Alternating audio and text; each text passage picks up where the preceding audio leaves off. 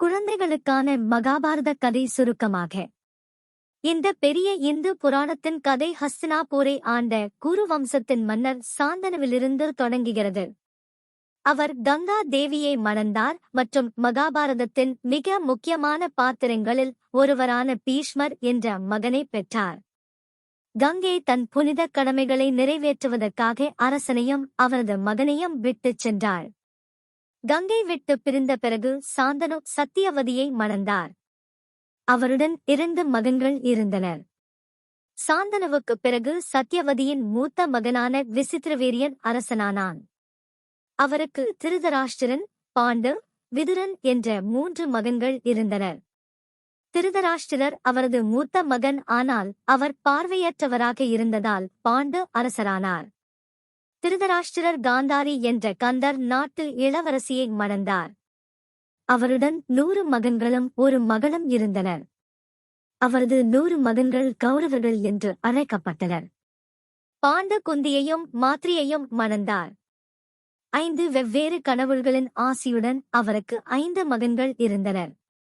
அவருடைய மகன்கள் பாண்டவர்கள் என்று அழைக்கப்பட்டனர். அவர்களின் பெயர்கள் யுதிஷ்டிரன், பீமன், அர்ஜுனன், நகுலன் மற்றும் சகாதேவன். குந்தி ஏற்கனவே கர்ணன் என்ற மகனுக்கு திருமணமாகாத தாய் என்பது அனைவருக்கும் தெரிந்திருக்கவில்லை. பாண்டவம் அவன் மனைவி மாத்ரியம் காட்டில் இறந்தனர். குந்தி தனது 5 மகன்களுடன் ராஜ்யத்திற்கு திரும்பினாள்.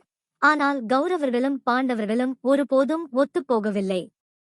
கௌரவர்கள் எப்போதும் பாண்டவர்களை கொல்ல முயன்றனர், ஆனால் ஒவ்வொரு முறையும் தோல்வியடைந்தனர். அவர்களின் சதிகளில் ஒன்று வெற்றி பெற்றது. அதன் பிறகு பாண்டவர்களும் அவர்களின் தாயம் காடுகளில் தலைமறைவாக வேண்டியிருந்தது. இந்த காலகட்டத்தில் அர்ஜுன் இளவரசி திரௌபதியை மணந்தார். அதன் பிறகு அவர்கள் மீண்டும் ஹஸ்தினாபூர் வந்தபோது பகடை விளையாட்டில் கௌரவர்களிடம் அனைத்தையும் இழந்த யுதிஷ்டிரர் மீண்டும் 13 ஆண்டுகள் காட்டிற்கு நாடு கடத்தப்பட்டனர். வனவாசம் முடிந்து திரும்பிய போது திருதராஷ்டிரனின் மூத்த மகனான துரியோதனன் பாண்டவர்களுக்கு ராஜ்யத்தை திரும்பக் கொடுக்க மறுத்துவிட்டான். பாண்டவர்கள் தங்கள் ராஜ்யத்தை திரும்பப் பெற விரும்பினர் மற்றும் அமைதியை கொண்டுவர கிருஷ்ணர் முயற்சி செய்த போதிலும் மிகப்பெரிய போருக்கு மேடை அமைக்கப்பட்டது. பகவத்கீதையில் குறிப்பிடப்பட்டுள்ள தர்மம் மற்றும் கர்மா தொடர்பாக அர்ஜுனுக்கும் கிருஷ்ணருக்கும் இடையே ஒரு பெரிய உரையாடல் நடந்தது. 18 நாட்கள் போர் நடந்தது. போரின் முடிவில் பாண்டவர்கள் கௌரவர்களை தோற்கடித்தனர். யுதிஷ்டிரர் மன்னராக முடிசூட்டப்பட்டார். மகாபாரதத்தின் ஒழுக்கம்.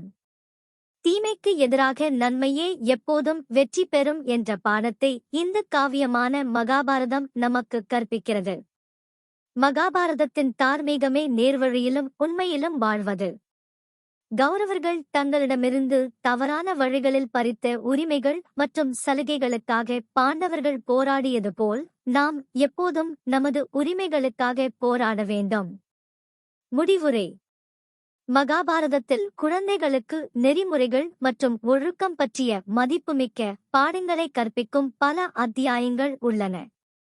குழந்தைகள் புராண கதைகளை படிப்பது முக்கியம், ஏனெனில் இது வாழ்க்கை பாடங்களை வழங்குகிறது.